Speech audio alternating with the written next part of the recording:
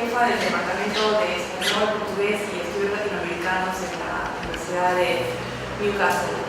Nosotros presentamos el proyecto del que les voy a hablar ahora con uno de mis colegas. Somos dos, un español, Jorge Catalá y yo. Nos presentamos a este proyecto de Marie Curie, que es abierto para todas las disciplinas, ¿no?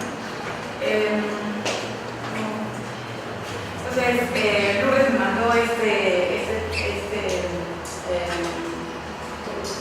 molde, digamos, para hacer la presentación, pero yo estoy aquí por muy poquitos días, entonces no he podido realmente hacerlo todo, pero les voy a pasar por cada uno de los puntos para que sepan lo que es. ¿Cómo nació la iniciativa? Bueno, en las universidades europeas, como me imagino que aquí también, la presión para que los docentes e investigadores presentemos proyectos de financiamiento es muy fuerte. En realidad tenemos gente con una especie de elástico detrás diciéndonos que hay que presentarse y hay que presentarse. Tenemos una oficina encargada de trabajar con la Unión Europea que maneja muy bien la información sobre estos proyectos. Entonces, una de ellas, muy proactivamente, digamos, presentó, apenas salió el esquema que se llama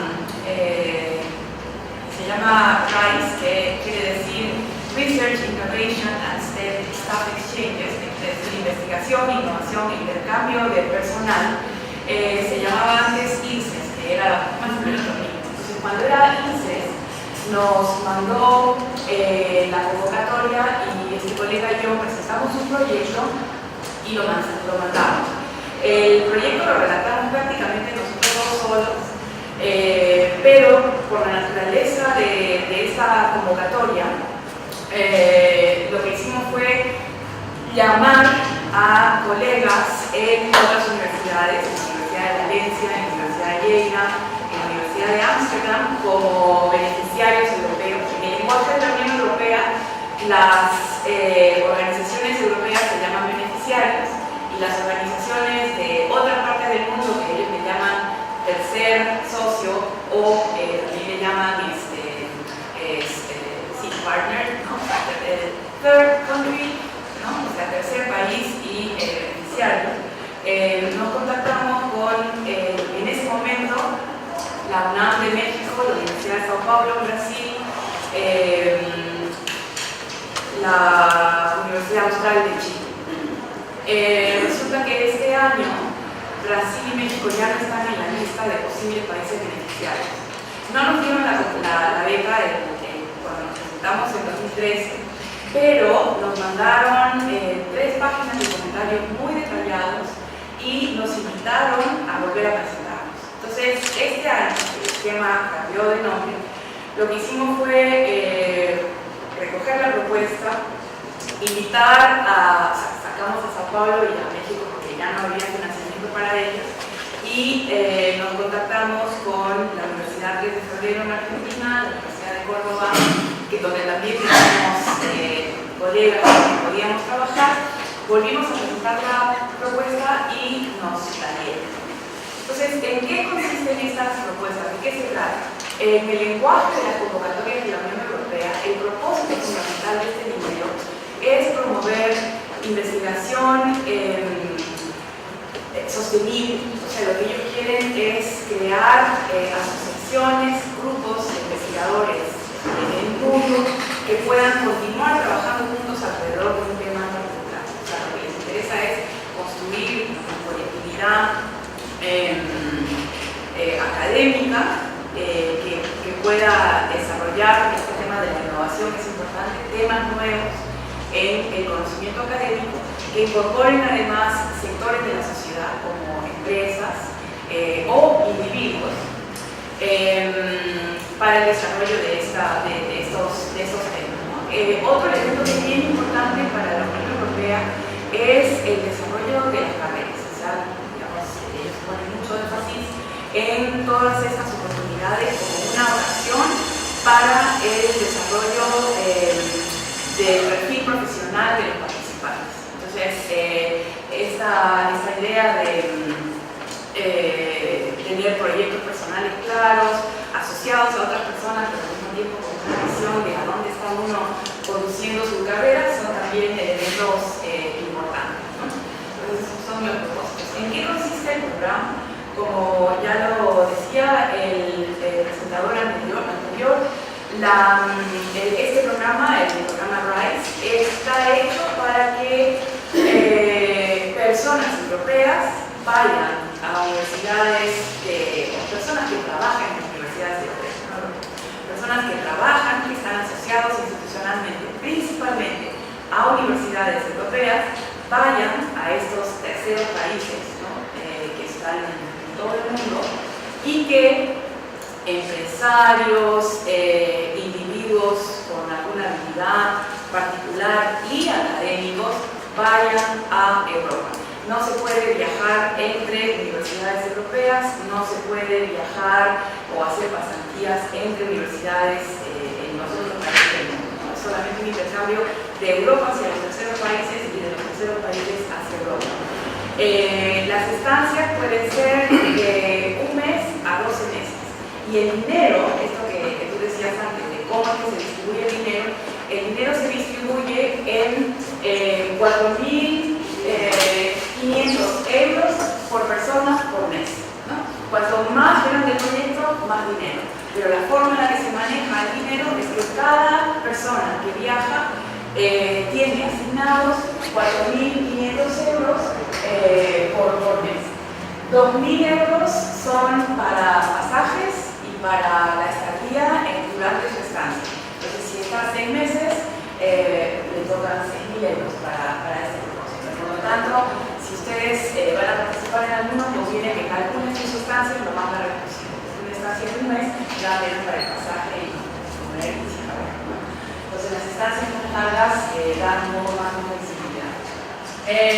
Luego, 1.800 euros están destinadas a actividades del proyecto. Este monto de 1.800 hay que negociarlo con los participantes del consorcio. Por ejemplo, nosotros que tenemos este proyecto financiado por 4 años, tenemos planeadas conferencias, exhibiciones, nuestros proyectos de comunidades, como se imaginarán, que somos latinoamericanos. Tenemos un montón de eventos y no hay de dónde más sacar. O sea, todo el dinero que hay para actividades del proyecto sale de estos 1.800 que cada persona tiene asignado. Entonces, eso es una cosa que hay que tejer muy delicadamente. Aparte, como ustedes saben, muchas veces las instituciones académicas quieren un overhead, o sea, quieren un monto con el cual quedarse. Ese monto de la Unión Europea no lo da. La palabra overhead en cualquier proyecto de la Unión Europea está prohibida. Sin embargo, hay este monto de 700 euros por persona por mes que se desplaza, que está destinado a gastos administrativos. Entonces, por ejemplo, en nuestro caso, Newcastle es la universidad que va a manejar todo el proyecto. Lo que hemos hecho nosotros es pedirle permiso a todos para que de esos 700 nos den 250 euros para poder contratar a una persona que por 4 años sea como la coordinadora, maneje el proyecto y mantenga la página web. Entonces, el resto, los 450 euros que cada viajero tiene, ya se ve cómo lo manejará. ¿Cómo se maneja el dinero? El dinero lo recibe Newcastle, ya lo recibimos, y de allí se distribuye a cada universidad europea de acuerdo al monto de miembros de la universidad que van a venir a Chile, Perú y Argentina, y el monto que le corresponde a cada persona que ellos van a recibir en su universidad. Y lo que hemos hecho es que solamente estamos mandando a las universidades latinoamericanas estos 2.000 para los viajeros, y el resto vamos a decidir cómo se gasta por eventos, por ejemplo, eventos en la Católica, en Buenos Aires, en Valdivia, pero vamos a definir juntos en el mes de mayo el presupuesto de todos los 4 años para decidir cómo y quién recibe esto agregado, ¿no? Entonces, esto es un proceso que va a ser de negociación delicada, digamos, pero hay muy buen ánimo, somos como 44 personas. Y es así como este monto se va decidiendo, ¿no? Y esto sí es ya, nosotros pusimos quisimos quedarnos con 250 por cada persona, y el resto ya va para las universidades, ¿no? Para pagar una secretaria, contratar un asistente, etc. Entonces, es así como funciona el proyecto, ¿no?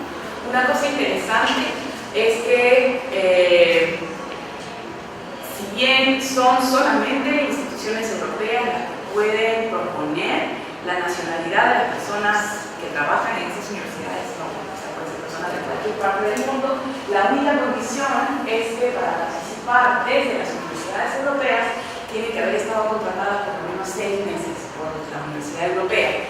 Esto no es así para las universidades de los terceros países. O sea, si yo, por ejemplo, en la parte del proyecto que me toca, como arquitecto lo voy a hacer, quiero trabajar con una pequeña empresa, quiero trabajar con un experto en algún área que no está asociado a ninguna universidad, sí se puede. O sea, las personas del tercer país tienen mucha más libertad para incorporar a quien haga falta, digamos, para que el proyecto funcione. Las personas desde Europa, las personas que están involucradas con el proyecto desde Europa, solamente pueden ser contratadas por una universidad y haber trabajado allí por lo menos 6 meses. Pero para los terceros países hay mucha más flexibilidad de acuerdo a la relevancia y la pertinencia del proyecto. ¿Qué más? ¿Quiénes somos? No quiero ser la más grande, pero el proyecto se llama Narrativas Culturales de la Crisis y la Renovación Social. Es un proyecto que involucra investigación sobre cine, literatura, medios, fotografía, abarca más o menos todas las artes y es para tratar de ver cómo en la crisis de los 80, desde la crisis de los 80 hasta la crisis del 2008 en Europa, desde la cultura se ha interpretado, comentado la crisis. Entonces, este era un elemento que parece que les gustó mucho y les llamó la atención por, en particular, la crisis europea. Y lo que vamos a hacer es tratar de establecer como una comparación, un comentario alrededor de todas estas áreas de la producción cultural en la península ibérica, porque también hay personas de Portugal que están interesadas, aunque no son parte del consorcio, y en América Latina. Entonces, los eventos van a incluir gente de más países, pero los viajeros son solamente miembros de esas universidades. Las universidades que participan del consorcio son 2 universidades en España, una en Cataluña, la Universidad de Lleida, otra en Valencia, la Universidad de Ámsterdam y Newcastle. Una cosa que es interesante contar respecto a la trayectoria del proyecto y a una de las fortalezas del proyecto es que tanto mi colega Jorge Catalán como yo teníamos una trayectoria de trabajo con otros colegas y lo que hicimos fue describir eso muy bien en el proyecto, o sea, describir cuáles eran nuestros vínculos, ¿no? Y describir cuáles eran los intereses comunes que tanto él como yo, como directores del proyecto, habíamos establecido, cuál era la trayectoria común. Y también describir las conexiones en los intereses de investigación de todos los participantes, de modo que lo que había que hacer era mostrar sostenibilidad, la posibilidad de sostenibilidad del proyecto. Y eso quiere decir mostrar que había una relación previa, ¿no? Y intereses comunes que pueden garantizar la sostenibilidad del proyecto. Entonces ese era otro de los temas importantes que hay que tener en cuenta en la formulación. Las guías para incluir el proyecto son muy claras, las secciones son muy precisas, es decir, lo que ellos quieren dentro de cada sección es bastante transparente.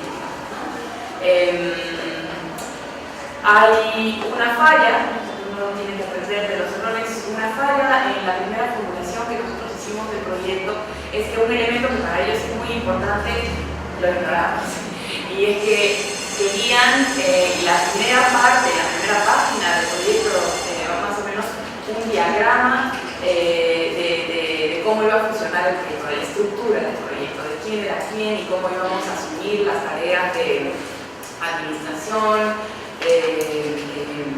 y manejo en general del proyecto. Entonces la segunda vez lo pusimos ahí con toda claridad, un dibujito, con toda la estructura del proyecto y diciendo claramente quién era quién y quién iba a estar a cargo de qué.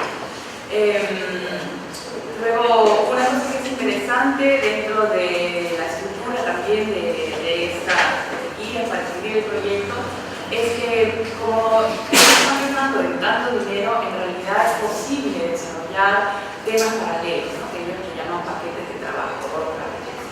Y entonces, yo por ejemplo tengo mi propio work package dentro de la propuesta que nosotros hemos hecho. Y entonces he podido armar un equipo bien interesante, puede ser mis eventos, cursos de entrenamiento, etc. El esquema no paga sueldos, no le paga al investigador. Lo único que dan, digamos, es el dinero para los desplazamientos y el dinero para las actividades de investigación, que uno puede ver. Por ejemplo, yo estoy trabajando ahora con la Católica y uno de los mayores intereses del profesor acá, que era mi caso también, es tengo dinero para mi trabajo de campo, y la respuesta es sí, no, porque hay, pero es poquito, o sea, son 1.800 euros, no es que te vas a ir 6 meses al campo, y además el dinero es para que lo gastes cuando estás visitando la universidad, no cuando estás acá, ¿no? Entonces, una cosa que vamos a ver cómo hacemos, porque hay flexibilidad, es ver cómo se puede hacer para que esos 1.800 que cada investigador tiene asignados puedan ser usados también para beneficio del investigador y para financiar la investigación, ¿no? Entonces, durante el proceso de elaboración y aprobación final del proyecto, o sea, una vez que te dan la noticia de que te has ganado la plata, hay una serie de capacitaciones en el proceso de preparar el contrato, ¿no? El contrato de la beca. Y allí hubo varias sesiones online con la Unión Europea. Y había toda la gente que había ganado, digamos, estaba ahí en el chat haciendo preguntas.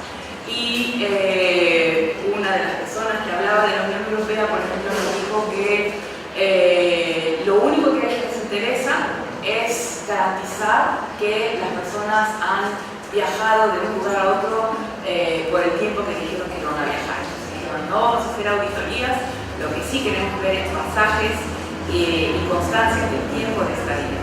Pero todo lo demás lo medimos en proyectos. Si ustedes han dicho que van a producir 4 libros o que van a mover 40 personas, eso queremos ver que haya ocurrido. El control del dinero es cada 2 años, y no es que te cobran, sino que si no has cumplido, no te dan más valor. O sea, lo que tienes que mostrar es capacidad de gasto y que estás usando el dinero en lo que has dicho que lo vas a usar, ¿no? Entonces, eso es básicamente lo que ellos dicen, ¿no? ¿Qué haces? ¿Qué tipo de actividades no les importa? Lo que les importa es que los productos que has ofrecido se produzcan y que los desplazamientos de gente que estás ofreciendo en el proyecto efectivamente se den. Entonces es bien complicado. Nosotros hemos hecho, me tocó a mí hacer el Excel viendo los desplazamientos de cuánta gente iba de Chile a Lleida y de Valencia a Perú y etcétera. Y es bien complicado porque en el proceso, sobre todo de acá para allá, mucha de la gente no puede moverse por más de 3 meses. Trabaja, tiene que enseñar, tiene hijos, no hay dinero para reemplazar tu ausencia, ¿no? Entonces es complicado y hay cambios y qué sé yo, pero lo manejamos bien y al final logramos presentar una cosa que se entendía bastante bien. Y lo que nos dijeron es que al final hay un poquito de flexibilidad siempre y cuando la cantidad de personas que se mueve sea la misma. Donde baje alguien, la universidad que iba a guiar a esa persona tiene que proponer una alternativa por el mismo tiempo. O sea, eso es la medida, digamos, del éxito del proyecto, es que se mueva la gente que se ha ofrecido, que se va a mover por el tiempo que se ha ofrecido, ¿no? Entonces, esa es digamos, con lo que hay que cumplir muy estrictamente. Y lo otro es, si en el proyecto estás ofreciendo cursillos de entrenamiento, conferencias, seminarios, libros, artículos, eso también. tal y como lo has ofrecido, que es lo que hay que hacer.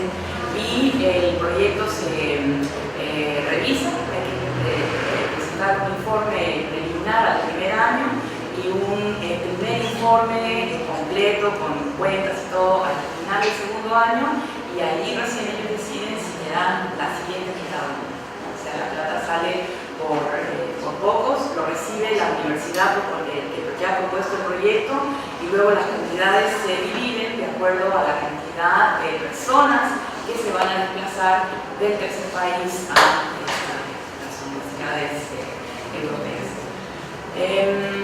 Y eso todo.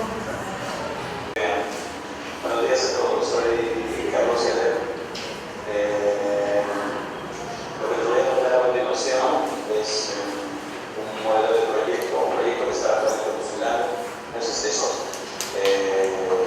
a la primera convocatoria de Horizon, y que, bueno, fue un poco el trabajo que hemos realizado de retorno a nuestro país, y luego pues, un año y medio de identificar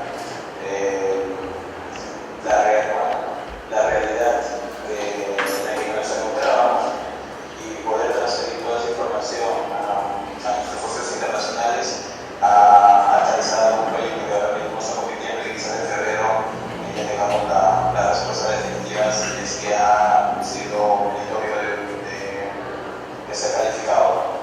Bien. El proyecto Horizon 2020, me acuerdo que lo presentamos, se ha titulado como Árboles, y tiene que ver con el tema del agua. Y efectivamente, tiene que ver con el tema del agua, está relacionado mucho con su interés. Entonces, como decía, nosotros para este vamos a mencionar que para el reconocimiento de las oportunidades que teníamos para trabajar en la región, funcionando como puentes de atracción hacia financiamiento internacional, nosotros comenzamos con un estudio de la realidad local, ¿no? Y según ello fuimos buscando socios estratégicos especializados, principalmente internacionales, para que nos ayuden a poder ir respondiendo a todas las inquietudes que se nos iban planteando cada vez que explorábamos nuestro entorno. De ese modo, fuimos generando lazos importantes en un sector que en realidad cuando teníamos experiencia, nosotros teníamos que trabajar en el tema de la farmacia, y ahora nos estábamos involucrando en el tema de la farmacia agrícola en especial. Lo que sí conocíamos era acerca de la normativa europea que se iba a hacer realidad a partir de enero de 2013. Yo me refiero a enero de 2012, en junio de 2012, desde que volvimos. Y en enero de 2013 sabíamos que muchas cosas se iban a cambiar. La región donde estábamos ubicando el retorno de nuestro país era Chiclayo, Valleje, Perú. Y por lo tanto, la región oriental lo que observábamos era una gran oportunidad con respecto a los alimentos, con respecto al agua, con respecto a la producción orgánica, y para ello podríamos, como tendríamos nosotros que trabajar el tema de las plantas.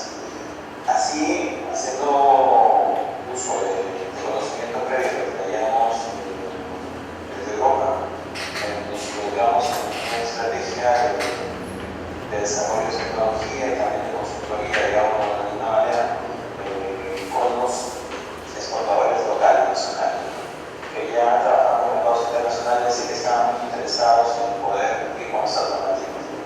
Entonces, comenzamos a hacer contacto con instituciones públicas y con instituciones agrícolas además, para poder conocer también la realidad que a ellos perseguían y de qué manera podíamos generar una propuesta transversal que beneficiara a todos, no solamente al agricultor, no solamente a la institución pública que en sus manos el gobierno había encargado una misión de mejora de desarrollo en su sector, no solamente al exportador, gran exportador nacional, sino también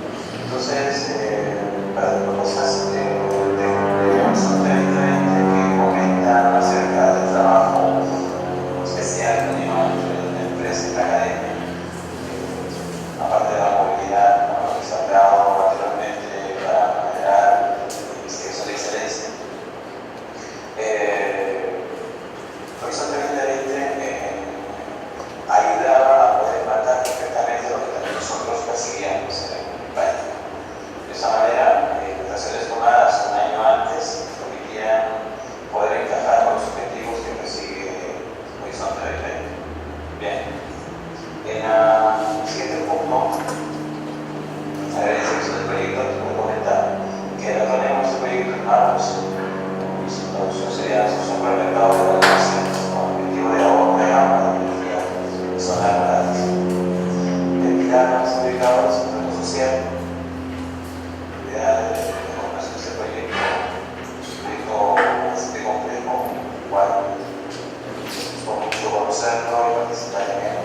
Nos hemos sentido bien halagados por el ministro de ser simplemente tomados en cuenta.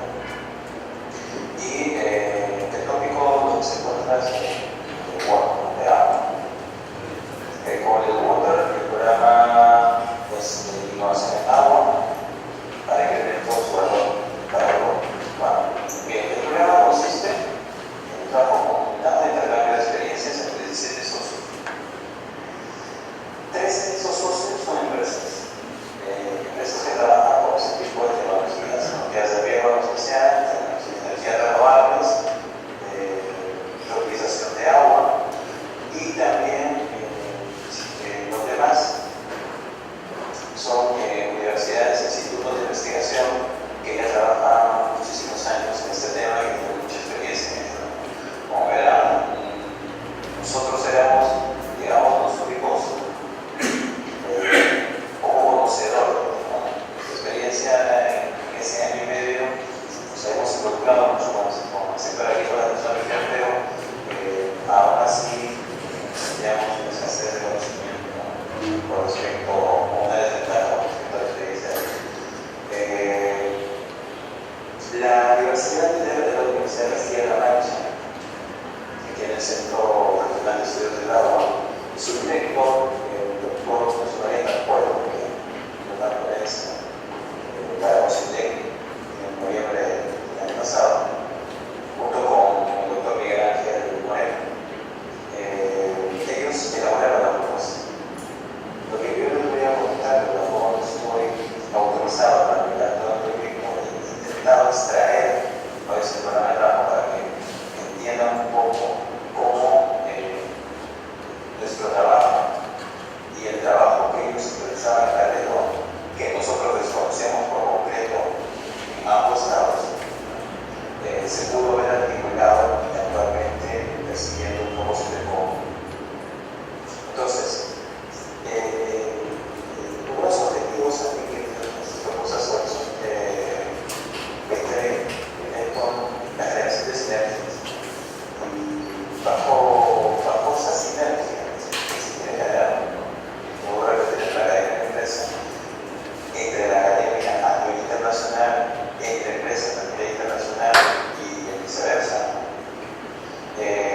pues el propósito de este proyecto es utilizar el uso del agua, energía, el tratamiento de aguas y sus rurales, hacer uso de innovaciones, tecnologías desarrolladas, conocimiento que es propia de estas empresas, poner a prueba, adaptándola a escala real, además, en áreas demostrativas que para ventaja nuestra por haber demostrado que lo que íbamos observando, como oportunidad de negocio, de región, necesidad que se establece para nosotros, hicimos que Perú tenga un área demostrativa permanente, que es el único país latinoamericano, país externo, tercer socio, que se ve beneficiado con ese tipo de tecnología de modo permanente por 3 años.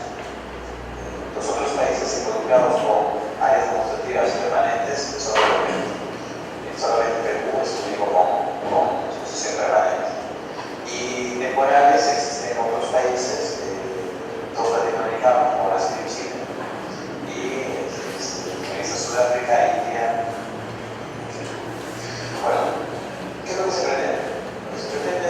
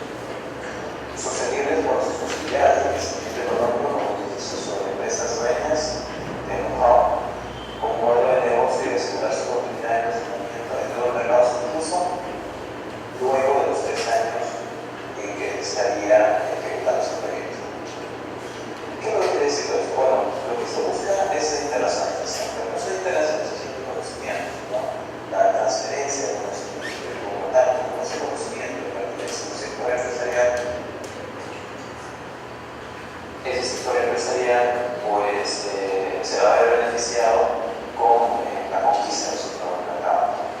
Y además, la apertura de nuevas oportunidades para otros productos que puede seguir ir diseñándose en paralelo, ¿no? A través de los servicios que se van recogiendo de cada una de las organizaciones donde se están poniendo a prueba.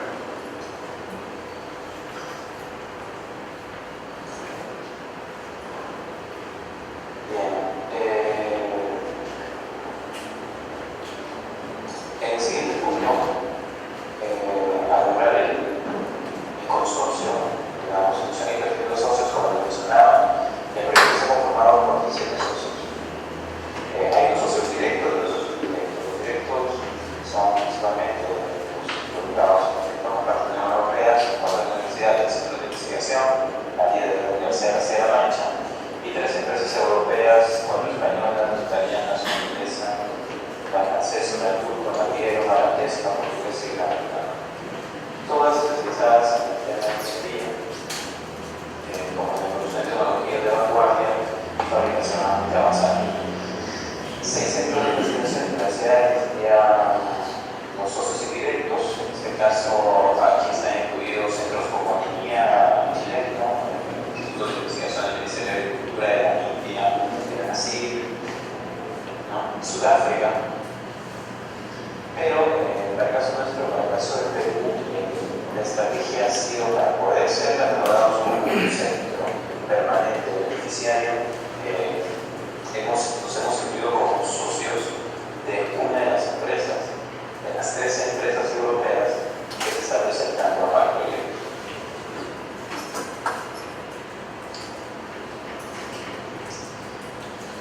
¿Qué aspectos se destacan del desarrollo de la propuesta de evolución del proyecto? Este proyecto incluye todas las fases del top, ¿no? Que es importante para poder hacer transversales los intereses de convocatoria. Es decir, las fases del top involucran tanto la generación de conocimiento como las actividades no próximas en el mercado. Eso es lo que. Entonces, este proyecto ha sido diseñado de modo donde se hace un sector de generadores de conocimiento, se han involucrados investigadores que forman parte, o son socios, o son gente de confianza, o consultores de esas empresas que están involucrados, y también más empresas, ¿no? Sus productos y sus servicios. Fuera de ello, los beneficiarios finales es la sociedad. Una sociedad en donde se realiza la transferencia de tecnología.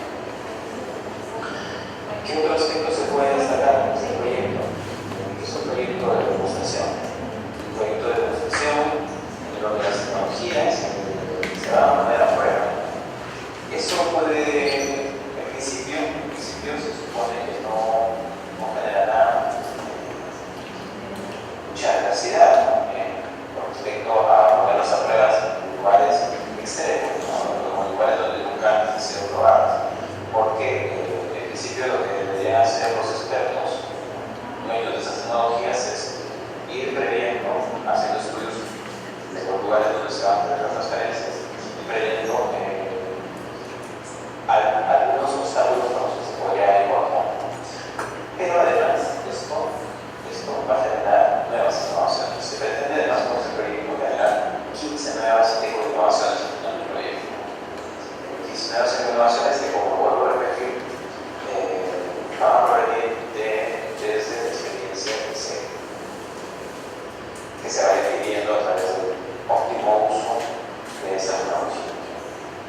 Lo que sí no tiene previsto ese proyecto es la formación y creación de nuevas empresas, pero esto ya se asume que se va a generar debido a la acción que corresponde. Es decir, transferencia de tecnología como un área de exposición que va a permitir